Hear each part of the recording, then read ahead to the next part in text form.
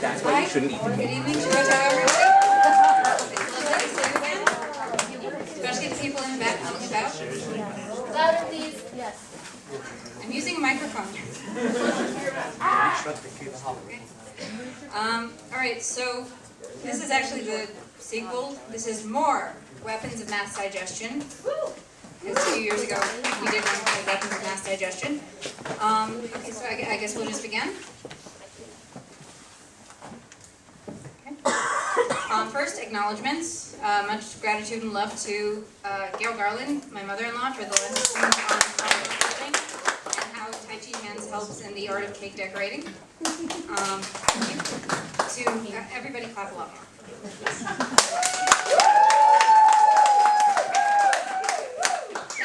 That's love. To my man-at-arms, Gideon Garland, for building the most rocking cake-a-pult ever seen in Jerusalem. I know that I actually put in extra parentheses in there, but let's ignore that. And to Rachel and Rafi and Harel and everybody who made tonight possible. Thank you. Big clap. Great. And to the wonderful teams behind the sites of crack.com, Wikipedia, Global Research, and stormthecastle.com. So, war. What is it good for? A lot actually in terms of food fights, so not always executed in the best of taste. And though tonight is about cake, let us whet our palate with a little out-of-order history about weapons of mass digestion, beginning with the A-bomb cake. Not what you think. They actually made this. No Photoshop was involved. Alright, so in 1946, at the Officers Club of the Army War College in Washington, D.C., the occasion was to mark the disbanding of the Joint Army-Navy Task Force, the body that organized and oversaw the first post-war atomic tests in the Pacific. I'm not really going to read the rest of it because it's not really that interesting, but the incredibly embarrassing cake was both thought up and cut by the commander of the task force, Vice Admiral William H.P. Blandy, shown previously posing with his wife. Yes, he was Blandy cutting a cake. All right, go on ahead. So the reactions were, well, they were bad. The U.S. public was outraged, and Russia was quite upset because they had wanted to do it first. And the Army and Navy were, of course, embarrassed, and I think actually Blandy was decommissioned as a result of the embarrassment. If you decommission people, do you defrock them, or is that just monsters? Okay. That's just pledging. Food fights. How food has won wars. Beginning with Romans. Food has been fodder for war since the age of Rome. The Heptacomitae were a tribe that lived in modern-day Turkey during the 1st century BCE, who spent most of their time getting killed by Romans. Well, it's not like everybody else wasn't doing it. They were able to get the upper hand thanks to their secret weapon, honey. Not just any honey, but maddening honey. The honey had an effect similar to LSD and would start working instantly after consumption. They would leave bowls of the stuff out on the road to trap pursuing Romans, who apparently had the impulse control in the wits of Wile E. Coyote. While the Roman centurions were scarfing down the drug sweets, the Heptacomitae would ambush and kill Romans, who had it coming. Evil buggers. I love asterisks. Brazil versus cheese. In the 1860s, Brazil and Uruguay were in the midst of a war where much of the fighting was done between ships because both countries have been revered throughout history for their naval might. During one such battle, an Uruguayan ship ran out of cannonballs. However, instead of abandoning ship, the captain ordered his men to fire stale balls of cheese at the enemy because, for some reason, they had more of those than ammunition. One of the stale cheeses improbably shattered the mainmast of the enemy ship, killing some of the crew with cheese shrapnel and shredding their sails.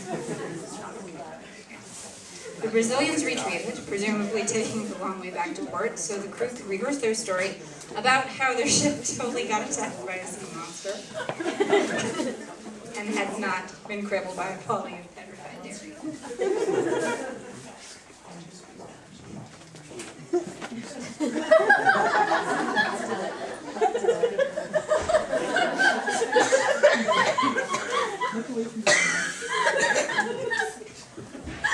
So, who brought the baked goods to the party?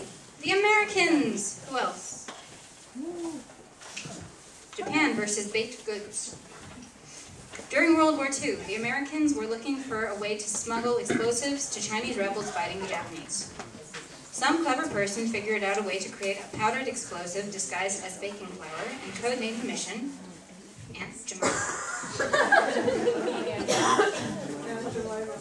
To thwart suspicion, the powder could actually be used to bake edible food, which some operatives would consume, despite knowing it was combustible. Agents were advised not to smoke cigarettes until after the food passed the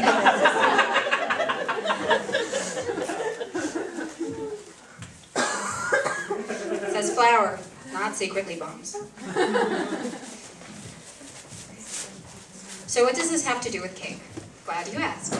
In keeping with the glorious traditions of food and war, we have developed new and exciting methods of winning your next cake war.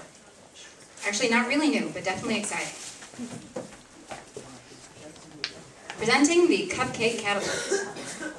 Launch your way to victory with your own home-built catapult. For this, I will need my lovely assistant, who also built the catapult.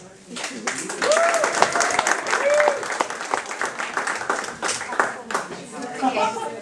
All right, so we're gonna try and, we wrapped up the cupcakes, so whoever does get them can actually eat them, and it won't make a mess.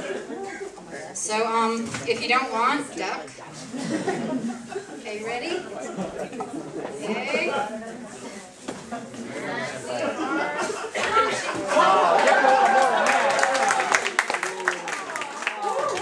You know, I think, can you hold this?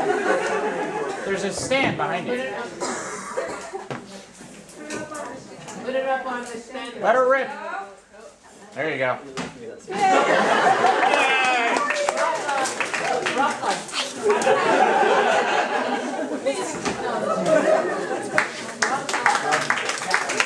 That was spectacular.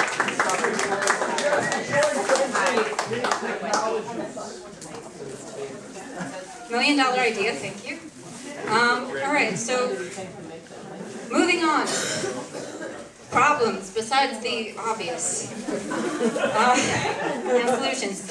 What if you cannot budget for the wood, nails, and rubber band? What if you have no clue how to use a handsaw? And thank you, my lovely assistant. What if you cannot be bothered following the plans from stormthecastle.com? And what if your cupcake tin is too small? There's a solution. The office supply catapult, which is cheaper, as it's mostly made out of pencils or pens, and easier to obtain the materials, and we are not advocating office theft, so, buy your own. Sorry? We are not advocating borrowing from the office. You are advocating warfare. I have a siege weapon, you should hear. It's good for the economy.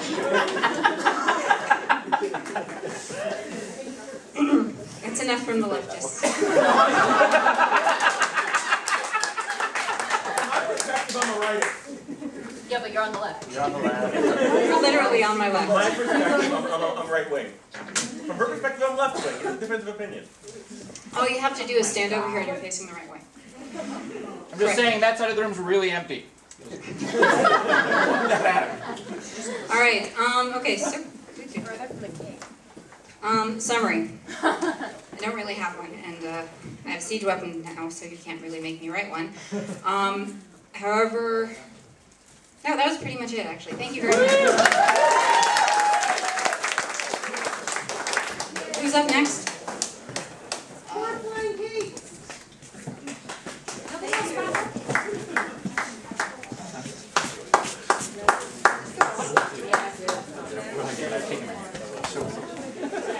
Hello? Okay, good, it's back on. That was relatively easy. Thank you very much, Bracha Bennett Garland and her lovely assistant, Gidon Garland. Next up, we have Richie Savrinsky. Hi. Speaking about cookies, morsels for a new world. It's going to be a hard sell, you know.